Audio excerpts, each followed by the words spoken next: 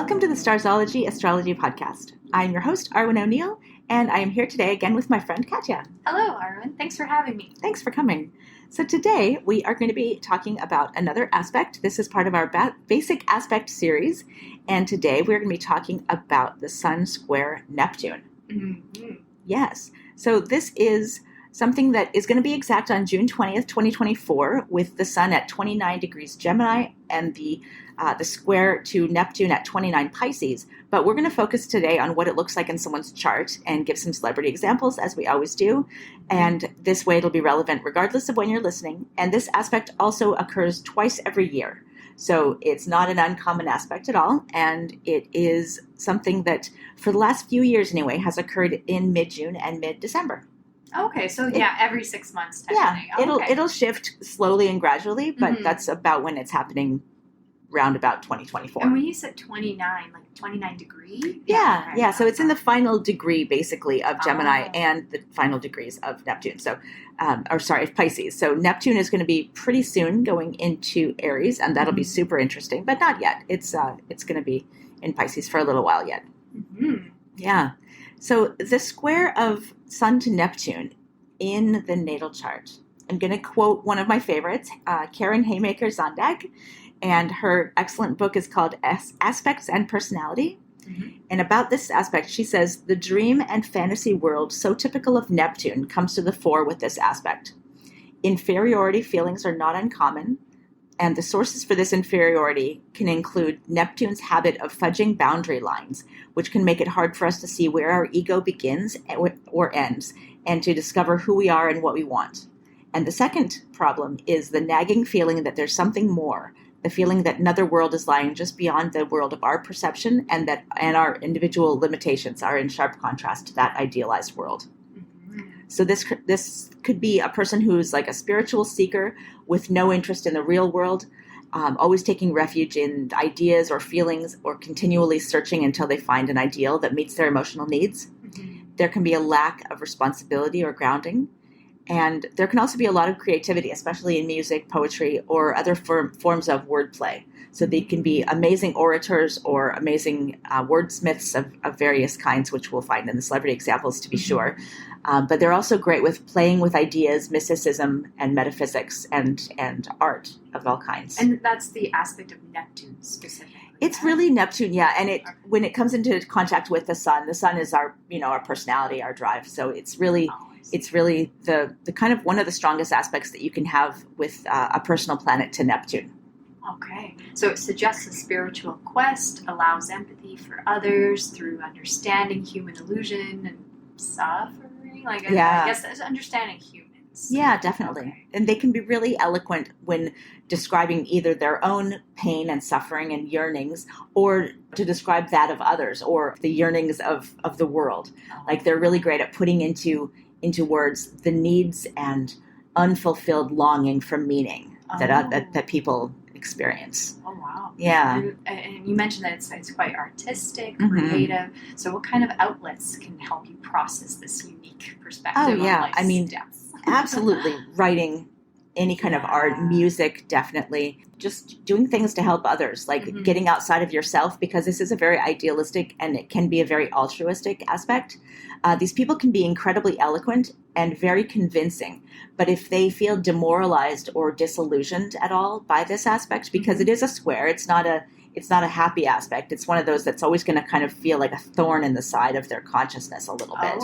And they can, they need to be very clear about their intentions and about their abilities in order to use these gifts for good, because they can then, if it doesn't manifest in a good way, they can become very disillusioned, they can become addictive, they can become deceptive, and they can lead others astray, or they can just kind of lead others down a bad path without even meaning to, because they are such strong personalities. They can be very glamorous and very, very sort of enigmatic, but in a good way or a bad way. So it sounds confusing.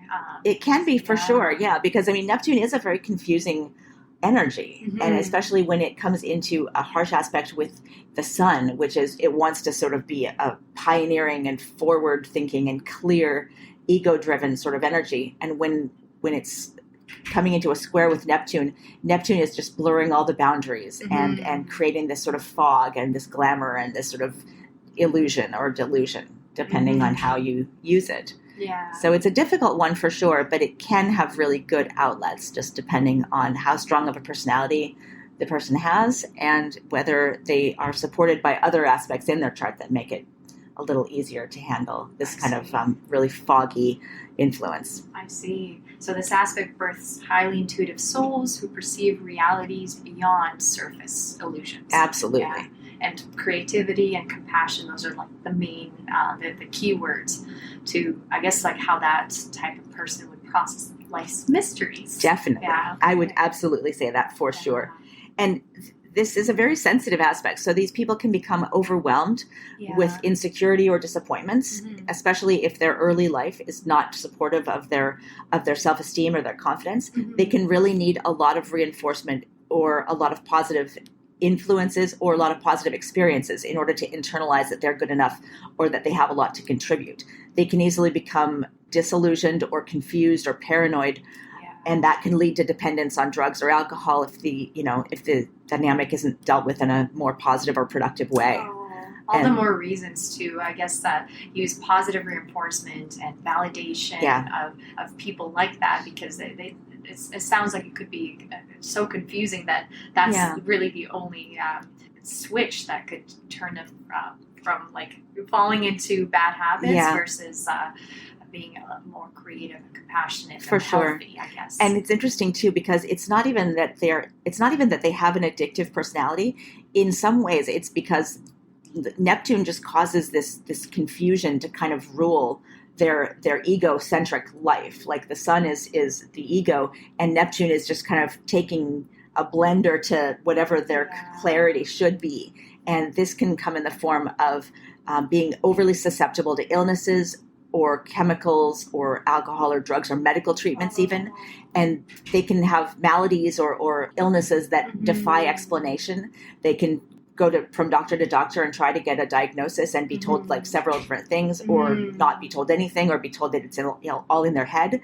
This happens a lot. They can also fall victim to stronger personalities. Like, the books always say like gurus. And I mean, when do you find a guru? But con artists, fraudsters, people who want to dominate them and sort of use their persuasiveness and their charisma, in bad ways. Like they can kind of be manipulated by someone who is strong and willing to sort of take and point them in a direction because they want clarity. They want to be, everyone wants to know what their purpose is in life, right? And these people can be very easily led astray, especially by someone who may be very nefarious in using their need for a leader, and they can kind of manipulate them and use their insecurity against them, and maybe compliment them and butter them up and be like, you should be doing this. You should be, you should be working for me. And then next thing you know, you're like doing awful things. Right. So avoid the charlatans, but if you can't, it's important to ground in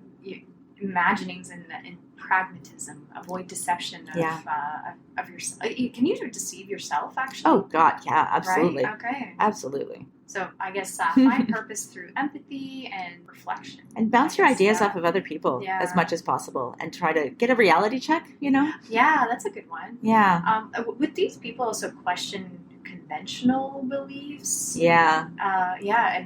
Okay. Yeah, for sure. I mean, definitely prone to believing anything that seems convincing or, believing something that's a beautiful lie, or believing something that seems like it should be true because all the pieces kind of fit together, but maybe that's an illusion, like thinking like the flat earth thing. Yeah. I've seen some videos about that on YouTube that they put these animations together and it's like, wow, I could almost see how someone could fall down that rabbit hole. Yeah. Not really, but like being convinced by a beautiful lie is definitely something that these people could fall. But if it's a lie, why is it so beautiful? I mean, maybe that's art. That's fiction. That's art. Yeah, exactly. So seeking deeper spiritual truth through artistic expression. nature or altruism or doing something for others, or they can be very idealistic, but their life experiences can really, depending on how their life plays out, it can really make it difficult for them to stand up for themselves or to know what's real. Possibly because they may idealize the wrong people, and they may find it hard to believe that others are not trustworthy or that they mean them anything ill, which is sad. Yeah, it's super sad because that's a recipe for unhealthy escapes from problems. For sure. That's really too bad. Yeah.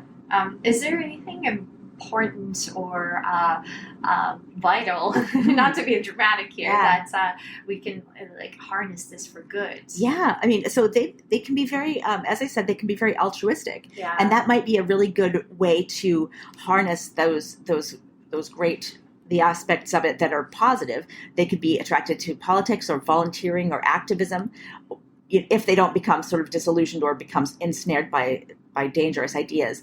They can use that spiritual desire to create something beautiful in a creative way, or in a spiritual way, even in a positive sense. They can help others because they are very empathetic.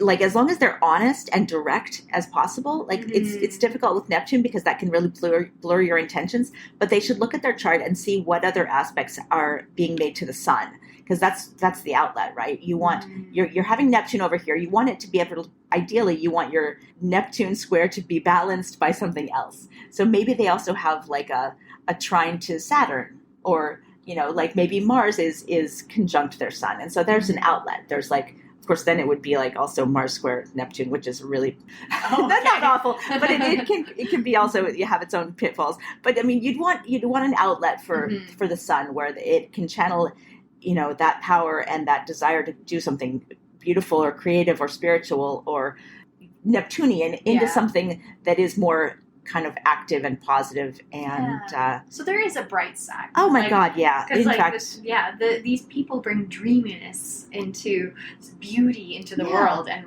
that's to be celebrated. 100%. Even if we don't quite get it. Exactly, and this is really great for creativity, great for music, great for writing. As I said, there are so many wordsmiths and people who use words in an amazingly creative and irreverent and bizarre and kind of way that you've never heard before. And this can be really challenging if they're not honest, or if they're not direct, or if they're being used to pursue the wrong goals or someone else's goals. But they can easily be used for good as well. And as long as they can get over their feelings of insecurity or guilt or the desire to sort of apologize all the time, or overly merge with other people or idealize other people and be gullible and all that stuff, if they can avoid those pitfalls and not become disappointed or disillusioned, they can really they can use it as a positive way of leading kind of through their creativity and their idealism, because they are some of the most sort of idealistic people that there are, for sure.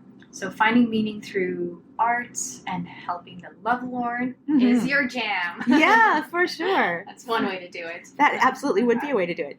And if you are experiencing this by transit, for example, if your sun is square Neptune, and this will happen a couple times a year, this is a time where your immune system may be lowered. Yeah. You may be feeling discouraged. Your energy can be very low, and you might feel sort of beaten down by circumstances. This is not a great confidence-boosting transit. It can be great for creativity, but it's much more, if you're experiencing the transit, it's much more maybe just put something on the back burner and let it percolate. Think about stuff, write stuff down. This isn't a great transit for clear thinking. It can stimulate idealism and creativity, but if you're trying to create something beautiful, maybe let it percolate during this transit. Don't try to get it all out into the world right away. And don't be discouraged if what you create doesn't match your ideal vision, because it probably won't at this time. Oh. It's probably best to How, Arwynne? How do we do that? That's so tough. I know. It's true. I mean, luckily it doesn't last very long. This is, the sun moves very quickly. So it moves out of transit with Neptune very quickly, and it'll come back around in 6 months, and it's not a long lasting transit, which is great. But if it's in your chart, it's something to look out for. Yeah, twice a year. It comes by transit twice a year. Okay. Yeah, so it's not uncommon in people's charts either. But here are some of those examples of people. Okay, and you will probably hear some of those keywords just by thinking about these people. Barack Obama. Oh, What? Eloquent, using that for good, Yeah. and also potentially evil, depending on how you think of him. But yeah, generally, like when one thinks about him, one thinks about that, just the wonderful speech and the oratory and the eloquence, and what a distinguished, like, wonderful example of a politician he was. You may have heard me say this before, but like dark chocolate to the ears. Very much so. Very much so. Lady Gaga, another wonderfully eloquent person. Whitney Houston. And there we go with the dark and light sides of it. Paul McCartney, Carl Jung, and spirituality and all of those wonderful influences. Che Guevara, which is very interesting. Pink. We love Pink. Yeah, so much. River Phoenix. The sensitivity to chemicals for sure, and just the influence and the dreaminess. Kevin Costner. Okay. Matthew Perry, also R.I.P. Kind of going up and down here in the mood, light, dark. James Joyce, definitely using words in a completely innovative and crazy and mystical and fascinating and creative way. And Kurt Vonnegut. Similar, but not similar. But like, there are some examples in there that folks who have succumbed to these unhealthy coping mechanisms and tried to use creativity as an outlet and just were not successful in the long run, and it kind of consumed them. And it sounds like all these people are quite creative, quite strong, but ultimately, like we know them by their voices. We know them. A lot of them, right? Totally. Or their writing, but either way, they're a voice of. Some of them are a voice of a generation or a voice of a nation, or definitely. That's really interesting. Is there anything else for us to know about this? Like, would Karen Haymaker Zondag, would she have provided any, like, a how-to for something like this?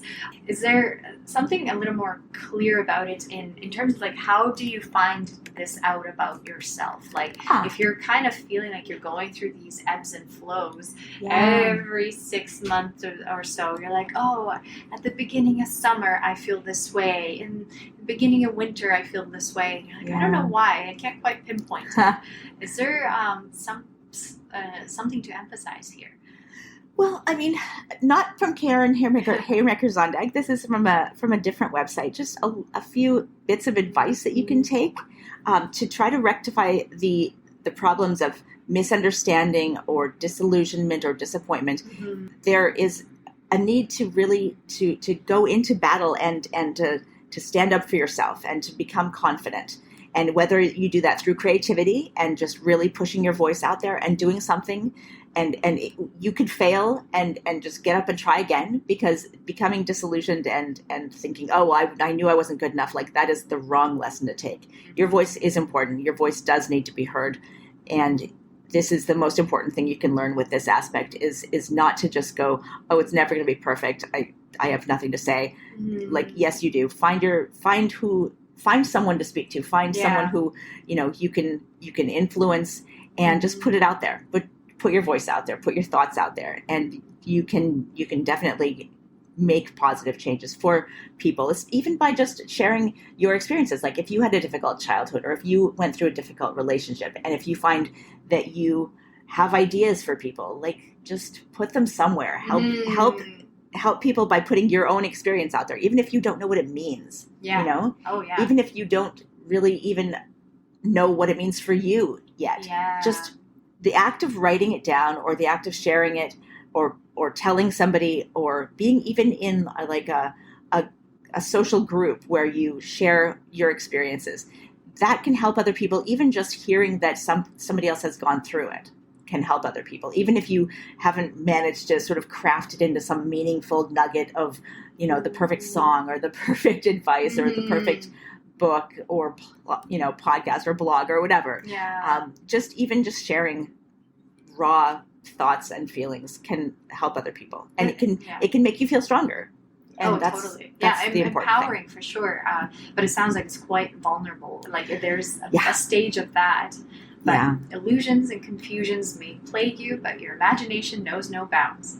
So get your head in the clouds and let your Neptunian creativity flow. Yes. Essentially. Is there, business ideas here? Like, are we talking like paranormal investigators? Are we talking like what like as long as you're not the ones who go in and try to convince people that they have a poltergeist and then extract money from them to get rid of said poltergeist. I mean, it's just like creativity flows like water with this aspect. Yes. So like it just seems like it would be in your best interest to do the kind of work that hopefully pays, or at least in compliments. God, we all should be so lucky to. Yeah, exactly. Yeah.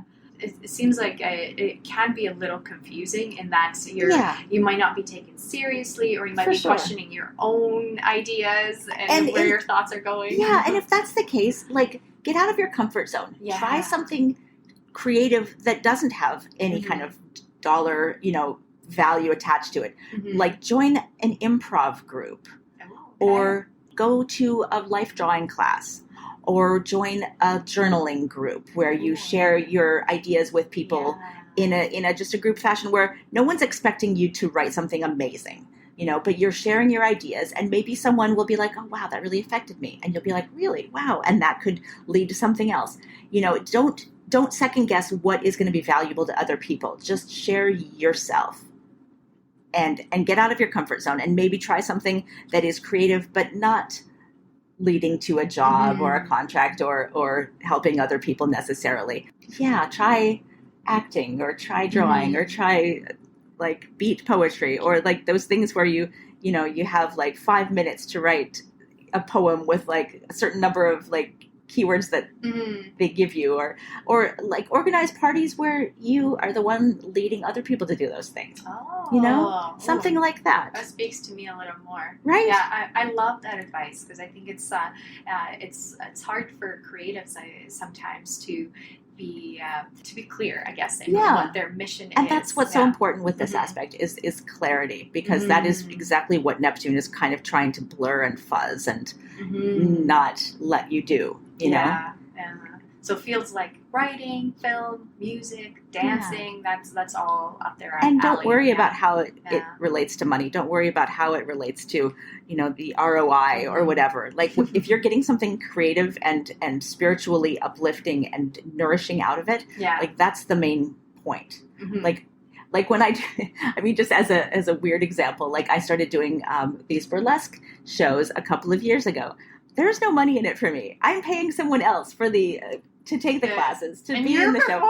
And you're amazing. Thank you. Yeah. But I mean, I do it twice a year, and it's always incredibly stressful. Like, we have June and in December? Oh my God. No, imagine. Actually, I know, right? That would be amazing. No, it's in usually like April or May, and then October. So it's around Halloween, and then once in the spring. But the funny thing is, like, there's 5 classes that lead up to the performance. Every time I go through one class and I'm like, oh, this is great. I love this. This is so much fun. I'm really going to get back into this. And the next one, it's like, oh, it's getting a little harder, but I can still, I'm so proud of myself for doing this. Like the 3rd or 4th one, I have a crisis. I'm like, why do I do this to myself? This is terrible. I can't get the dance moves. I'm going to fail. Why am I putting myself through this? I should never do this again. And then by the last one, I'm like, okay, I think I have this. But like, how rewarding is it to like go through that process? And it doesn't sound like you're comfortable. No. And it is expanding your horizons a little bit. But how rewarding is that? And I'm not in my 20s, so there's always the thing of like, should I starve myself before like trigger warning, blah, blah, blah. But it's hilarious. So Neptune inspires vision. Yes. Sun fuels self-expression. Yes. And the two together is just beautiful for everyone to watch. And if not, it's beautiful for you to experience. And there's beauty in just being yourself and finding a way to express that to others, or even not to others, just even on a mountainside or in a river somewhere, and just express yourself. And also, full disclosure, I actually have this aspect. So I was like, this feels you, like the way you're describing it. But I was like, I'm not going to be like pointing fingers here, but I'm glad you said that. Let's hope I'm doing it right. Well, it looks right, like you might be doing things in the background, but to us, the audience, like it looks right, and it looks beautiful. But I guess in some ways, like to us, it looks really beautiful, but to you, it can be confusing. And the energy of Neptune, or the aspect of Neptune, correct me if I'm using incorrect terms here. It's kind of both in this case, but But that can block some of your communication, or like not even. It's true. I never block is what I'm trying to say. Writer's block in every area of my life. I never quite know if I'm putting my energies towards the right thing. Yeah, but I always feel spurred to do something creative, and I just and a lot of your hobbies are very are also quite aesthetic and like quite they're just beautiful, right? Like with the dance, with the art, with with this, the sewing, the podcasting, the writing, the art. I can keep going. Don't worry about spreading yourself too thin. That's another bit of advice. Don't worry about it. Just try something else. Dust off those watercolors and cue up the poetry playlist and embrace the dreamy The worst vibes. thing you can do is maybe spill something on the carpet, or the best thing you can do is you'll be creating some wonderful new thing you can put on the wall, and everyone will be like, "Oh my God, what did you do that?" Yeah. What is that? What is that? I don't get it's it. A flower. Can't you see? It sounds a little more abstract. It's my psyche. Isn't it pretty? No, but I really like that, and I think it's a beautiful aspect to have, and I could see it materialize like right there in front of my eyes. But I could see that you can have in the background of your own mind, because I don't see it in you, that you can have some writer's block type of things to navigate through all the time. And that makes sense that you're highly intuitive, receptive. Like that's really nice. I feel like I understand you a little more. Amazing. Yeah. Well, that's a good place to wrap it up. Thank you so much for joining me. Thanks so much for including me. This was so fun. And thanks for listening, everyone. If you found value in this, if you have the Sun Square Neptune, if you have a friend who has a Sun Square Neptune, and you feel they need to hear this and get some inspiration or just commiserate, please feel free to share it. And we will see you next time. Bye. Bye.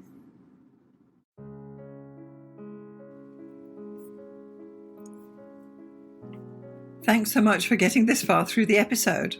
I just want to take a moment to tell you about the two main options of my astrology services. So the first one is coaching. If you are an aspiring astrologer, and by that I mean someone who's perhaps a hobbyist astrologer, or someone who's learning astrology, or a student, or you've got a few books and you've been doing it for a while, but perhaps you need a little bit of help to bring it all together, then maybe getting some astrological coaching from me would be the answer for you. The astrology coaching I offer is a 1-hour session on Zoom, and it's tailored to answer your particular questions.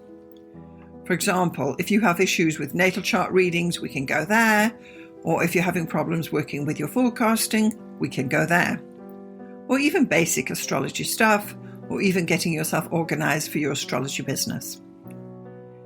The idea is that astrological coaching will answer your particular questions. It's tailored specifically to you and where you are in your astrological journey. And I'm happy to help you out with some guidance about how you can get going, what to focus on, and what to dismiss. So that would be the astrological coaching for people trying to learn astrology. The second astrological service I offer is consultations. So this is for someone who perhaps doesn't know anything about astrology, but they just want to have their chart read or get their chart done. Call it what you will. So once more, this is a 1-hour consultation over Zoom. I will interpret your chart, tell you about the main features, tell you about where the energy is flowing, and all the rest of what is entailed in a thorough natal chart interpretation. I can also add in some forecasting in there too, bearing in mind we only have 1 hour. So just in summary, I've got coaching for people who want to learn astrology, and I've got consultations for those who want to get an astrology reading done. I'm Alison Price from Starzology.com. Thank you so much for listening. We'll see you next time.